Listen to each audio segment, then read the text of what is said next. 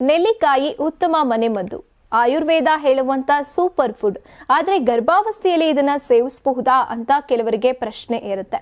ಹೌದು, ಆಯುರ್ವೇದದ ವೈದ್ಯರ ಪ್ರಕಾರ ಗರ್ಭಾವಸ್ಥೆಯಲ್ಲಿ ಸೀಮಿತ ಪ್ರಮಾಣದಲ್ಲಿ ನೆಲ್ಲಿಕಾಯಿಯನ್ನ ಸೇವಿಸೋದು ತಾಯಿ ಮತ್ತೆ ಮಗುವಿಗೆ ತುಂಬಾ ಉಪಯುಕ್ತ.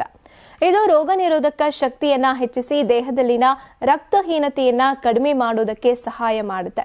ಮಲಬದ್ಧತೆ, ಬೆಳಗಿನ ಬೇನೆ, ಜೀರ್ಣಕ್ರಿಯೆಯ ಸಮಸ್ಯೆಗಳು ಇವೆಲ್ಲಕ್ಕೂ ನೆಲ್ಲಿಕಾಯಿ ನೈಸರ್ಗಿಕ ಪರಿಹಾರ. ಗರ್ಭಿಣಿಯರು ನೆಲ್ಲಿಕಾಯಿಯನ್ನ ಹಲವು ವಿಧಾನಗಳಲ್ಲಿ ಸೇವಿಸಬಹುದು. ತಾಜಾ ನೆಲ್ಲಿಕಾಯಿ, ನೀರಿನಲ್ಲಿ ಬೆರೆಸಿದ ರಸ, ಅಲ್ಪ ಪ್ರಮಾಣದ ನೆಲ್ಲಿಕಾಯಿ ಪುಡಿ ಅಥವಾ ಸಕ್ಕರೆ ರಹಿತ ನೆಲ್ಲಿಕಾಯಿ ಕ್ಯಾಂಡಿ ಎಲ್ಲವೂ ಸುರಕ್ಷಿತ. ಆದ್ರೆ ಸೀಮಿತ ಪ್ರಮಾಣ ಬಹಳ ಮುಖ್ಯ. ಹೆಚ್ಚಾಗಿ ತಿಂದ್ರೆ ಅಜೀರ್ಣ, ಅತಿಸಾರ, ನಿರ್ಜಲೀಕರಣದ ತೊಂದರೆ ಉಂಟಾಗಬಹುದು. ಆದ್ರಿಂದ ದಿನಕ್ಕೆ 1 ರಿಂದ 2 ಚಿಕ್ಕ ಪೀಸ್ಗಳು ಹೆಚ್ಚು ಬೇಡ ಅಂತ ವೈದ್ಯರು ಹೇಳ್ತಾರೆ.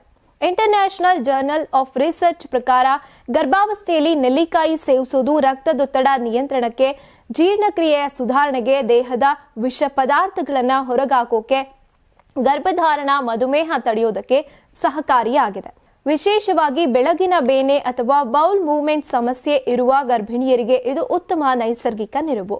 ತಂಪು ಸ್ವಭಾವದ ಫಲವಾದ್ದರಿಂದ ದೇಹದ ಉರಿ ಅಥವಾ ಹೀಟ್ ಅನ್ನ ಕೂಡ ಕಡಿಮೆ ಮಾಡುತ್ತೆ.